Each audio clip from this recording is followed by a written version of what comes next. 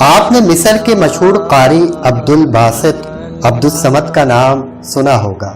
लोग उनकी कैसेट्स और सीडीज भी सुनते हैं और दुनिया भर में उनके शागिर्द फैले हुए हैं।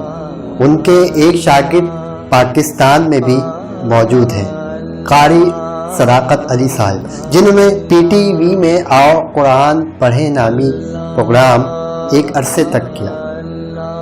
किसी ने एक दफ़ा कारी अब्दुल बासित अब्दुल समद से पूछा कि कारी साहिब, आप इतना कुरान पाक पढ़ते हैं, उसकी तिलावत फरमाते हैं, आपने कुरान पाक का कोई मौजज़ा भी देखा?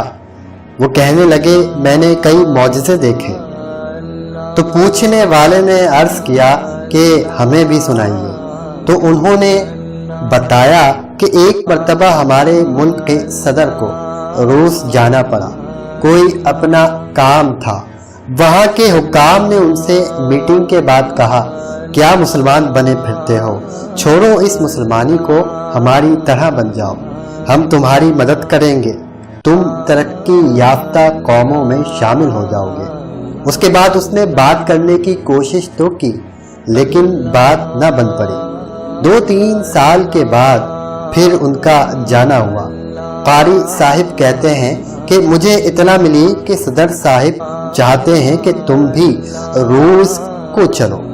फरमाया, ये सुनकर मैं बड़ा हैरान हुआ कि अब्दुल बासित की ज़रूरत पड़े अरब में, इमारात में, पाकिस्तान में, हिंदुस्तान में, जहाँ जहाँ मुसलमान होते हैं वहाँ पर।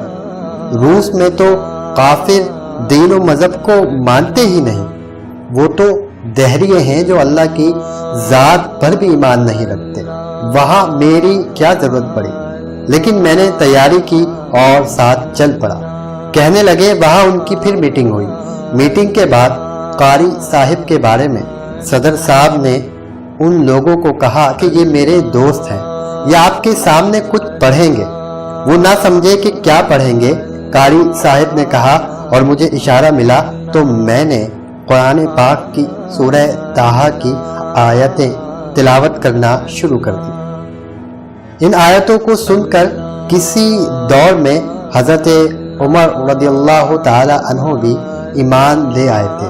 कहते हैं, जब मैंने सूरह ताहा की 2 रुकू पढ़े और सर उठाया तो मैंने कुरान मजीद का मौजज़ा अपनी आंखों से देखा कि सामने बैठे हुए दहरियों में से 4 बंदे ऐसे थे जो आंसू से रो रहे थे। कहने लगे, सब हैरान हो गए। हमारे सदर साहिब ने पूछा कि आप क्यों रो रहे हैं? कहने लगे, हमें ये तो नहीं पता कि इस बंदे ने क्या पढ़ा है, लेकिन इसके पढ़ने में तासीर ऐसी थी कि दिल हमारे मोम हो गए और आंखों में आंसू आ गए। फरमाते हैं कि मैंने कुरान पाक का ये मौजज़ा देखा कि जो उसे मानते नहीं, जानते नहीं, अगर उनके सामने पढ़ा जाए तो उनके सीनों में भी ये उतरता चला जाता है, उनके दिलों में भी असर पैदा करता है।